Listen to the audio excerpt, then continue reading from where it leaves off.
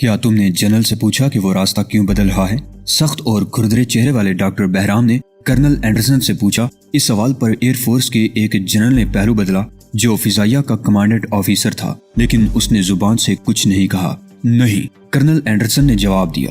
پرواز کے دوران اس نے تم سے کچھ تو کہا ہوگا؟ بہرام نے سوال کیا۔ نہیں، بس وہ گنگناتا رہا تھا۔ وہ کیا گنگنا رہا تھا؟ بہرام نے چونک کر پوچھا۔ پینٹاگون کے خفیہ کمرے میں ہونے والی اس پوچھ گچھ میں شریک ایئر فورس کے جنرل نے زور سے میز پر ہاتھ مارا۔ یہ سوال فضول ہے۔ جنرل نے ایک امریکی شہر پر ایٹم بم دے مارا۔ عام بات یہ ہے کہ کیوں؟ سوال یہ نہیں کہ وہ کیا گنگنا رہا تھا۔ کرنل اینڈرسن، بہرام نے جنرل کا اعتراض نظر انداز کرتے ہوئے پوچھا، میں نے جو سوال کیا تھا اس کا جواب دو۔ مجھے ٹھیک سے یاد نہیں۔ کرنل کا چہرہ ندامت کی وجہ سے سرخ ہو گیا۔ کچھ تو یاد ہوگا، بہرام نے کہا۔ اس مرحلے پر ایف بی آئی کا آدمی بھی کرسی پر پہلو بدلنے لگا۔ مجھے اپنے سوال کا جواب چاہیے۔ بہرام نے ایف بی آئی کے آدمی کو بھی نظر انداز کر دیا۔ ڈا ڈا ڈا ڈم ڈا ڈم ڈم۔ کرنل اینڈرسن نے جواب میں ایک لے گنگنا کر سنائی۔ ہر شخص حیرت سے ڈاکٹر بہرام کی طرف دیکھنے لگا جو ایک پیڈ پر کچھ لکھ رہا تھا۔ ذرا پھر سے دہراؤ، بہرام نے کہا۔ میں اس کے بول لکھنا چاہتا ہوں۔ کیا حماقت ہے! ایئر فورس کا جنرل چڑ گیا۔ آپ بہت غیر معمولی باتیں کر رہے ہیں ڈاکٹر بہرام، ایف بی آئی کے چیف نے کہا۔ کرنل، دن دوبارہ گنگناؤ، اور اسی انداز میں جس میں جنرل بلیک گنگنا رہا تھا۔ بہرام نے دونوں کے اعتراضات کو خاتے میں لائے بغیر ایئر فورس کے کرنل کو حکم دیا۔ کیا آپ واقعی یو این صدر سے آئے ہیں؟ جنرل نے حیرت سے پوچھا۔ ہاں، بہرام نے جنرل کو دیکھے بغیر کہا۔ تم میرے کاغذات دیکھ چکے ہو۔ میں نے آج تک آپ کو وائٹ ہاؤس میں نہیں دیکھا۔ جنرل نے اعتراض کیا۔ تب پھر صدر مملکت سے رابطہ قائم کرو، لیکن اسی دوران میں جنرل بلیک کی دن دوبارہ سن لو۔ بہرام نے جواب دیا۔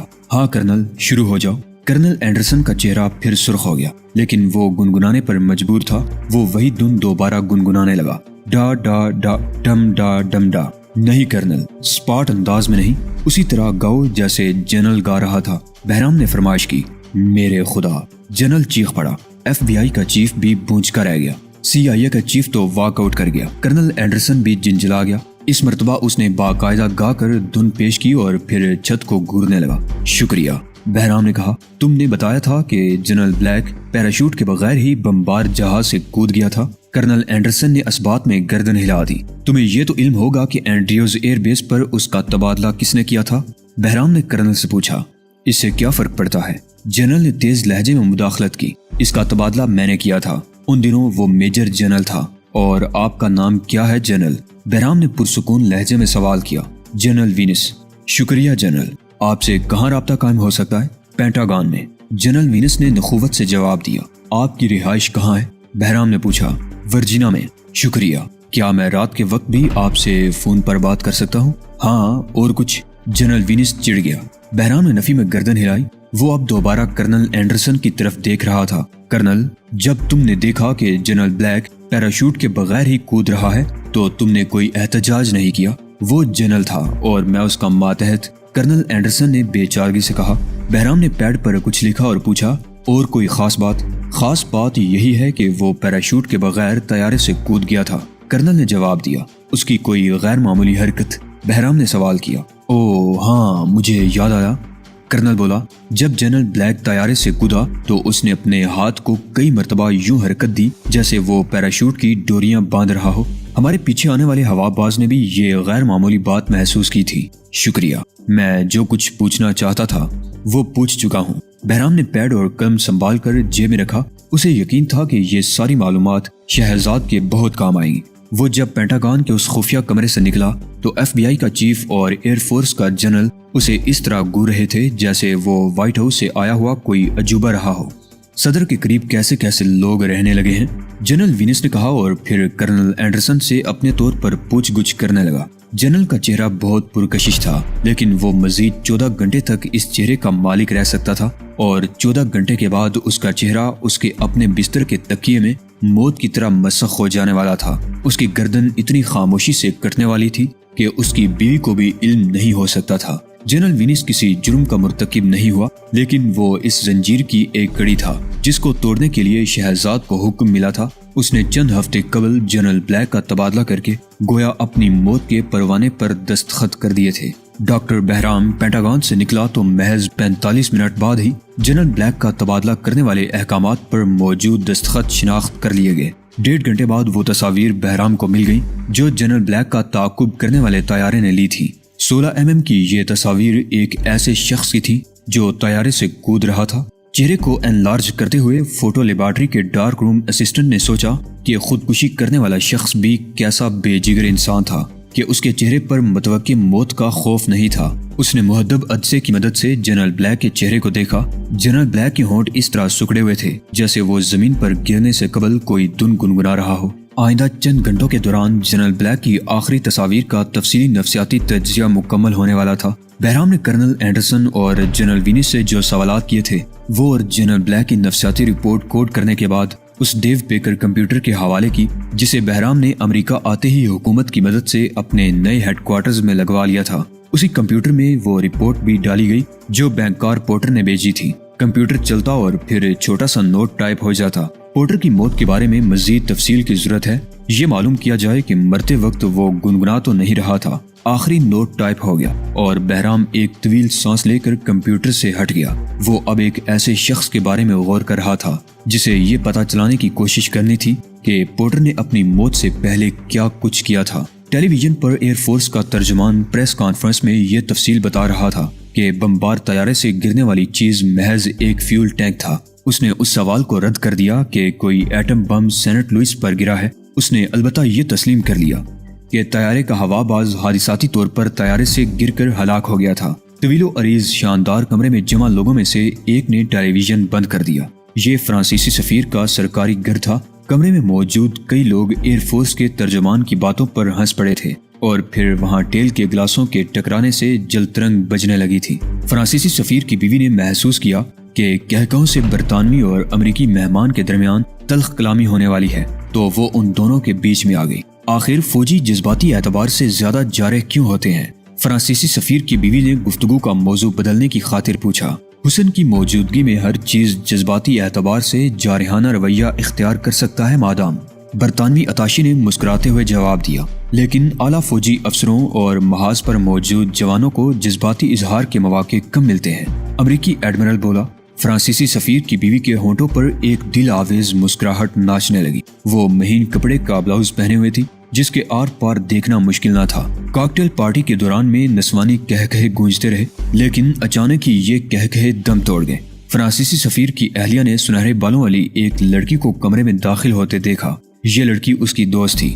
لڑکی بے مثال حسن کی مالک تھی، اس لیے مردوں کے چہرے پر اسے دیکھتے ہی بھوک کی مسکراہٹ ناچنے لگی۔ فرانسیسی سفیر کی بیوی کے چہرے کی دل آویز مسکراہٹ نے دم توڑ دیا۔ دوسری عورتیں بھی نووارد لڑکی کو دیکھ کر احساس کمتری میں مبتلا ہو گئیں۔ وہ اپنے شوہروں کو گو رہی تھی جو آنے والی حسینہ میں کھو کر رہ گئے تھے۔ او میرے خدا، اتنا مکمل حسن! برطانوی اتاشی نے فرانسیسی سفیر کی بیوی سے سرگوشی میں کہا، یہ کون ہے؟ Doctor Tina. فرانسیسی سفیر کی بیوی نے جواب دیا، یہ دنیا کی حسین ترین عورت ہے۔ برطانوی اتاشی نے امریکی ایڈمرل کی طرف دیکھتے ہوئے کہا، لگتی تو خوبصورت ہے۔ ایڈمرل نے تائید کی، لیکن 20 سال کے بعد یہ کسی غبارے کی طرح پھول جائے گی اور اس کا حسن غارت ہو جائے گا۔ او وہ ہماری طرف آ رہی ہے۔ سفیر کی بیوی بوکھلا گئی۔ برطانوی کرنل نے اپنے بال ٹھیک کیے، ٹائی کو درست کیا اور پھر ڈاکٹر ٹینا کی طرف دیکھنے لگا جو مردوں پر بجلیاں گراتی ہوئی واقعی سفیر کی بیوی ایڈمرل اور کرنل کی طرف بڑھ رہی تھی۔ Hello dear. سفیر کی بیوی نے منافقانہ مسکراہٹ کے ساتھ ڈاکٹر ٹینا کا خیر مقدم کیا۔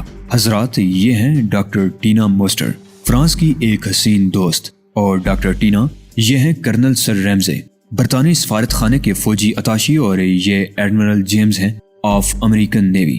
او ایڈمرل، آپ سے مل کر بے پایاں مسرت ہوئی۔ ٹینا برطانوی اتاشی سے ہاتھ ملا کر ایڈمرل کے بالکل قریب کھڑی ہو گئی اور اس نے فوراً ہی اچک کر ایڈمرل کا گال چوم لیا۔ تو آپ دونوں ایک دوسرے سے واقف ہیں؟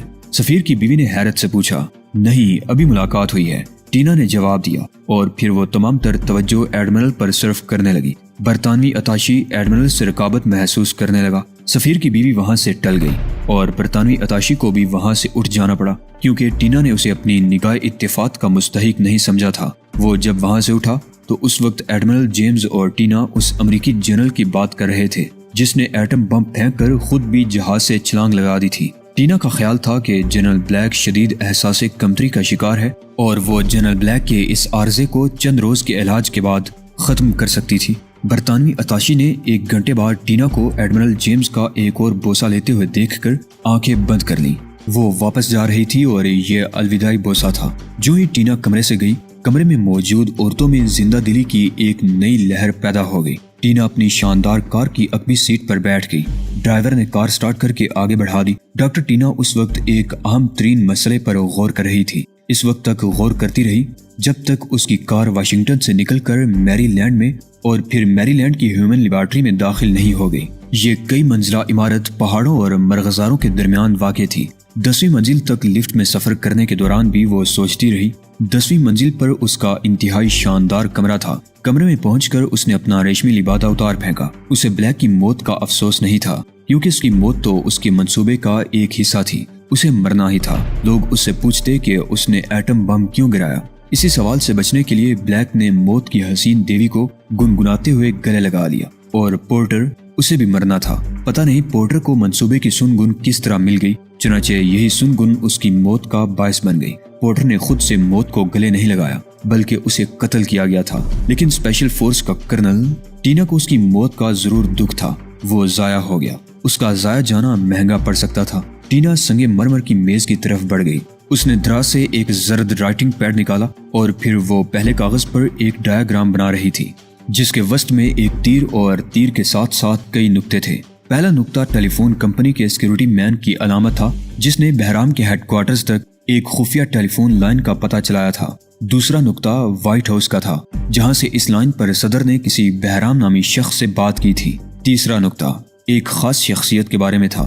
صدر نے بہرام سے درخواست کی تھی کہ وہ اس شخصیت کو تیار رکھے۔ ٹینا نے سوچا کہ شاید میں نے کہیں غلطی کی ہے، کیونکہ صدر نے جس آدمی کے تیار رہنے کی فرمائش کی ہے وہ یقیناً کوئی سراغ رساں ہوگا۔ ٹینا کے نزدیک اس شخصیت کو راستے سے ہٹانا بے حد ضروری تھا۔ اس نے اسی کام کے لیے اسپیشل US فورس کے کرنل کو استعمال کیا، لیکن وہ شخص شہزاد ٹائیگر ابھی تک زندہ تھا۔ ٹینا سوچنے لگی کہ آخر کرنل اپنے ساتھیوں سمیت ایسے کس جال میں پھنس گیا جس سے وہ اور اس کے ساتھی زندہ نہ بچ سکے۔ ٹھیک ہے مسٹر شہزاد، ٹینا نے بڑے بڑے جسم کو آئینے میں گورتے ہوئے کہا، اب تم ایک ایسی ہستی سے ملو گے جس نے آج تک ناکامی کا منہ نہیں دیکھا۔ یہ کہہ کر اس نے آخری نقطے پر کراس کا نشان بنایا۔ یہ آخری نقطہ شہزاد کے لیے مخصوص تھا، اور وہ شخص جو زرد رنگ کے کاغذ پر آخری نقطے کی حیثیت سے موجود تھا، اس وقت اس کی آنکھیں واشنگٹن کے ڈلاس ایئرپورٹ پر اپنے چیف بہرام کو گور رہی تھی، جو اس کے قریب ہی موجود تھا۔ یہ ایک اہم ترین مسئلہ ہے، بہرام نے کہا۔ شاید ہمارے مارکوں میں سب سے مشکل مسئلہ یہی ثابت ہوگا۔ مشکل مسئلہ؟ شہزاد نے برہمی کا اظہار کیا۔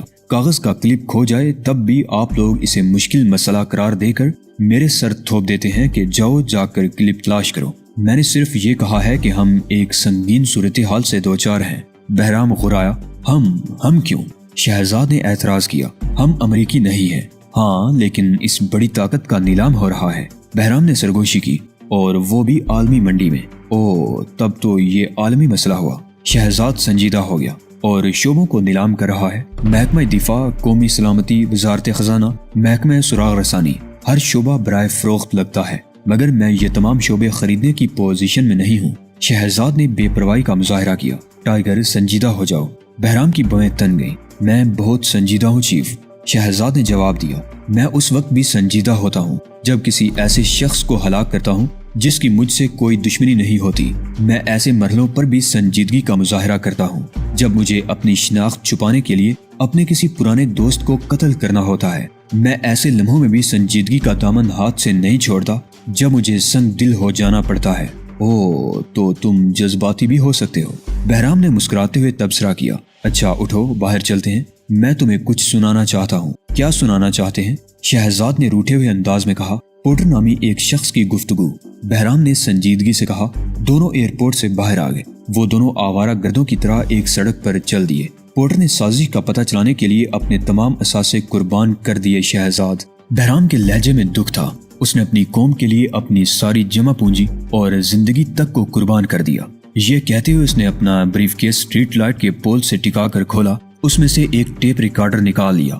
سنو، یہ کہتے ہوئے بہرام نے سوئچ آن کر دیا۔ ٹیپ ریکارڈر سے پورٹر کی آواز نکل رہی تھی۔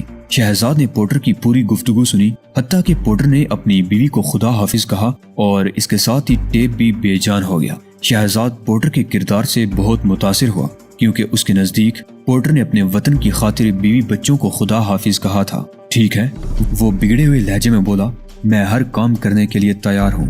बहराम उसे मजीद तफसील बताने लगा, लेकिन अभी वो टेप सुनकर फारिग ही हुए थे। 3 नौजवानों ने उन्हें घेर लिया। ठीक है, शहजाद ने उन लोगों को नजरअंदाज करते हुए कहा, मैं आज अमेरिकी जनरल को देख लूंगा और कल सुबह तुमसे मुलाकात होगी। मैं ओशान को वाशिंगटन बुला लेता हूँ क्योंकि उनकी गैर मौजूदगी में मुझे अधूरेपन का एहसास होता है। मुहासरा करने वालों ने एक दूसरे की तरफ देखा। वो उन दोनों को अकल से पैदल समझ रहे थे। ठीक है, लेकिन मैं समझता हूँ तुमने महसूस कर लिया होगा कि मामला कितना अहम है। मैंने पेंटागन में होने वाली पूछगछ और उस अमेरिकी जनरल के बारे में भी तुम्हें बता दिया है जो मीटिंग में शरीक था। बहराम ने कहा, वैसे मैं तुम्हारे लिए एक बुरी खबर भी लेकर आया था। शहजाद बोला। मुहासरा करने वाले अब भी हैरत से उनकी गुफ्तगू सुन रहे थे। उनकी समझ में कुछ नहीं आ रहा था कि आखिर ये दोनों किस किस्म की बातें कर रहे हैं। बुरी खबर? बहराम चौंक पड़ा। हाँ, कुछ लोगों को हमारे वजूद का इल्म हो गया है। शहजाद बोला, मैं कल तक जहाँ मुकीम था वहाँ एक वाकया हुआ। अभी वो गोल्फ क्लब के वाक़े की तफसील बताना ही चाहता था कि मुहासरा करने वाले 3 नौजवानों में से एक ने पिस्तौल निकाल लिया।